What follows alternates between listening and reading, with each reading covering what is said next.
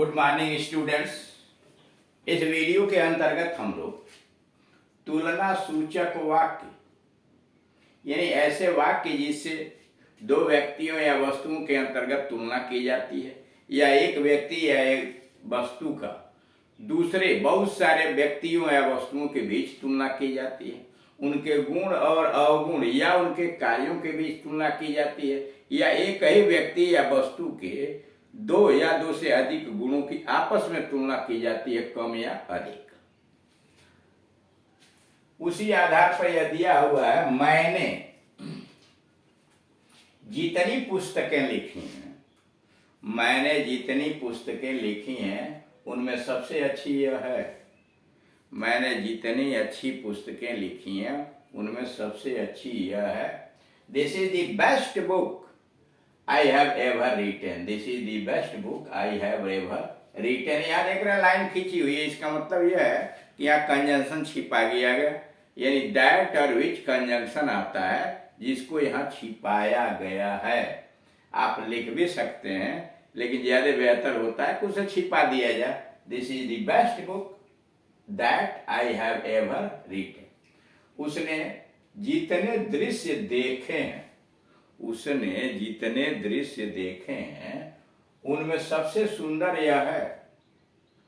उसने जितने दृश्य देखे यानी जीवन में आज तक जितना देखा है उसमें सबसे सुंदर यह है। This is the most charming site. This is the most charming site he has ever seen या विच ही हैज एवर सीन, जो आज तक उसने देखा है। तीसरा है, यहाँ जितने मैच खेले गए हैं, यहाँ जितने मैच खेले गए हैं उनमें सबसे अच्छा यह है। यहाँ जितने मैच खेले गए हैं उनमें सबसे अच्छा यह है। This is the best match. This is the best match ever played here, यहाँ कभी खेले गए। ये सेंटेंस सिंपल में है। This is the best match ever played here या that ever played here. Rules, this is the लगाइए पहले, उसके बाद सुपरलेटिव डिग्री का एडजेक्टिव जैसे मोस्ट चार्मिंग साइट, और फिर सब्जेक्ट लिखिए, उसके बाद हैव का रूप और एवर और पास्ट पार्टिसिपल जैसे सीन है। यानी सबसे पहले दिस इज दी लिखिए, उसके बाद सुपरलेटिव डिग्री का ऑब्जेक्ट लगाइए बेस्ट बुक, उसके बाद सब्जेक्ट लिखिए आई, फिर हैव लिखिए, फिर एवर लिखिए और रिटन क्रिया का थर्ड फॉर्म यानी पास्ट पार्टिसिपल। दूसरा नियम यह है कि दिस इज दी लगाइए, धन सुपरलेटिव डिग्री का एडजेक्टिव जोड़िए, उसके बाद एवर और पास्ट पार्टिसिपल। नोट, हिंदी का दूसरा भाग यानी ये वाला भाग उनमें सबसे अच्छी यह है, उसकी बात हो रही है। हिंदी का जो दूसरा भाग होता है अंग्रेजी वाक्य में पहले आता है, जैसे यहाँ देख रहे हैं उनमें सबसे अच्छी यह है। इसका ट्रांसलेशन पहले बनाया गया, this is the best book, this is the best book, और पहला भाग बाद में आता है, और पहला भाग है मैंने जितनी पुस्तकें लिखी हैं, आई हैव एवर रिटन, तो यह पीछे आ गया है। यानी हिंदी का जो पहला उपवाक्य होता है वह पीछे चला जाता है और पीछे वाला उपवाक्य पहले चला आता है, क्रम बदल जाता है। यह भी ध्यान दीजिए कि दूसरे भाग के पहले आने वाला दैट विच छिपा रहता है। करे यह भी ध्यान दीजिए कि दूसरा वाला जो क्लाज आया है, उपवाक्य आया है, उसके पहले आने वाला जो दैट या विच है जो ऑब्जेक्ट के स्थान पर उसके आएगा वह छिपा रहता है। This is the best book that या विच, जो लाइन यहाँ खींची गई है उसके लिए है। This is the best book that I have ever written या which I have ever written, या दैट या विच को छिपा दिया गया। आइए नोट नंबर 2, अंग्रेजी वाक्य के दूसरे भाग में, अंग्रेजी वाक्य का जो ये दूसरा भाग है एवर का प्रयोग होता है। यानी अंग्रेजी वाक्य के दूसरे भाग में देख रहे हैं एवर का प्रयोग होता है। ऐसे वाक्यों में एवर का प्रयोग सुपरलेटिव डिग्री या नाउन के बाद इस प्रकार नहीं रखना चाहिए। कर ऐसे वाक्यों में एवर का प्रयोग सुपरलेटिव डिग्री या नाउन के बाद इस प्रकार न रखें। This is the best ever book, this is the best ever book अथवा this is the best book ever.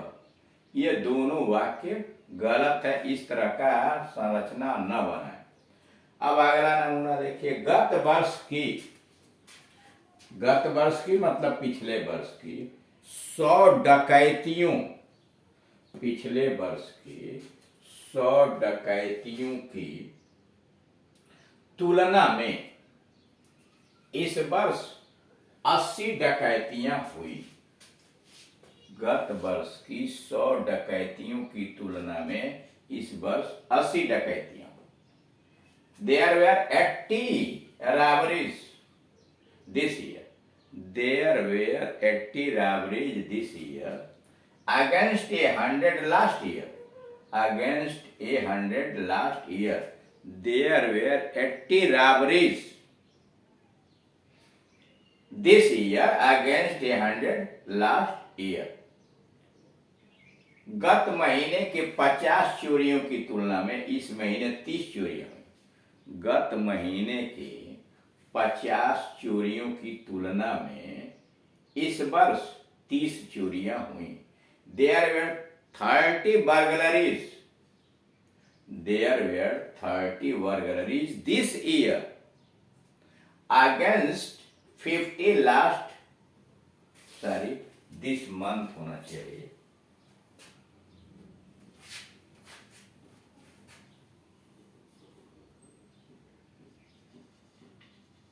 month।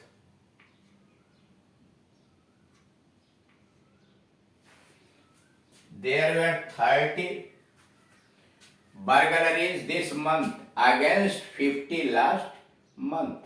यानी गत महीने के 50 चोरियों की तुलना में इस महीने 30 चोरियां हुई। देयर वेयर मतलब हुई। 30 बर्गलरीज 30 चोरियां हुई।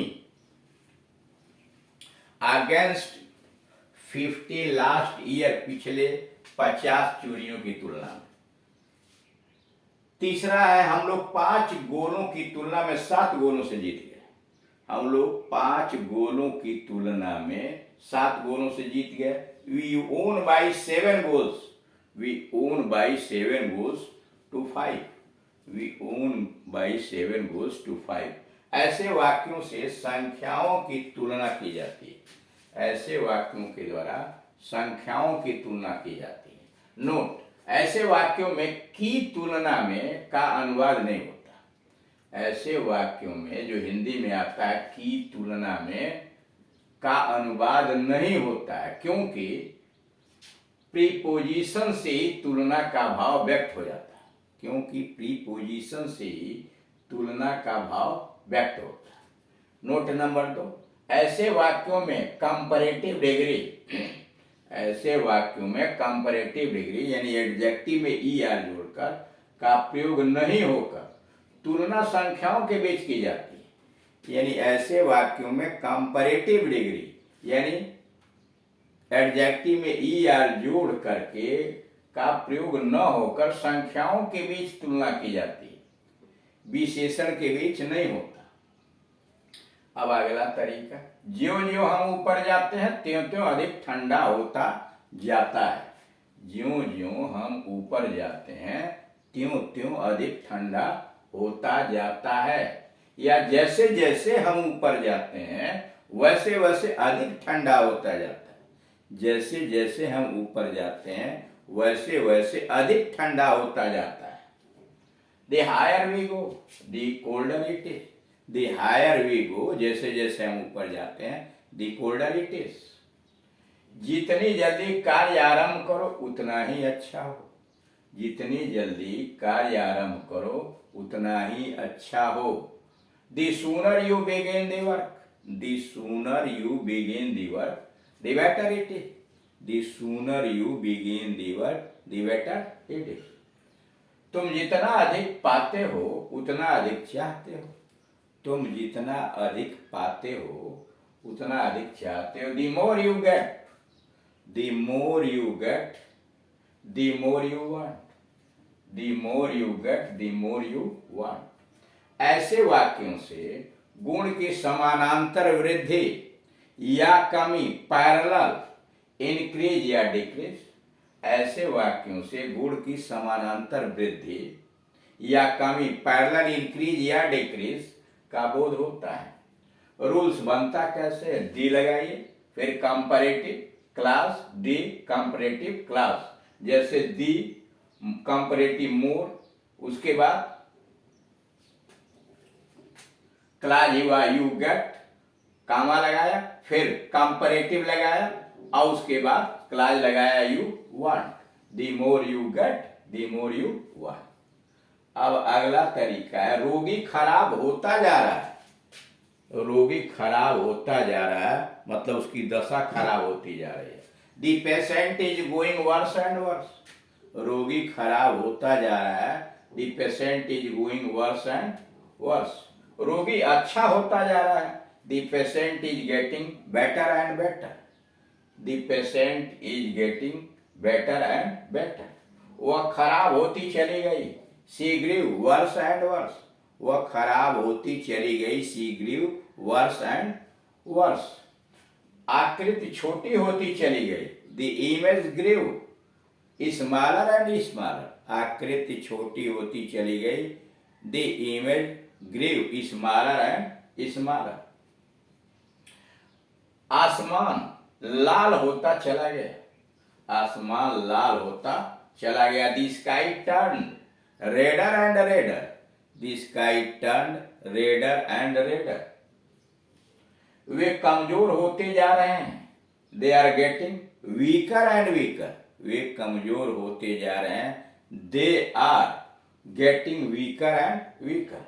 ऐसे वाक्यों में गुण की क्रमिक वृद्धि, ग्रेजुअल इंक्रीज का बोध होता है। ऐसे वाक्यों में गुण की क्रमिक वृद्धि मतलब ग्रेजुअल इंक्रीज का बोध होता है। रूल्स बनेगा कैसे? सब्जेक्ट लिखिए, वर्ब लिखिए।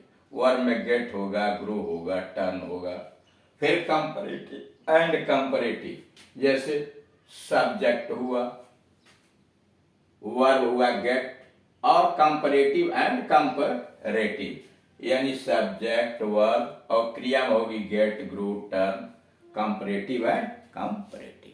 तो इस तरह से इस चैप्टर का आज समाप्ति हो गया तुलना सूचक वाक्य का। अगली बार दूसरे चैप्टर की शुरुआत होगी। Thank you.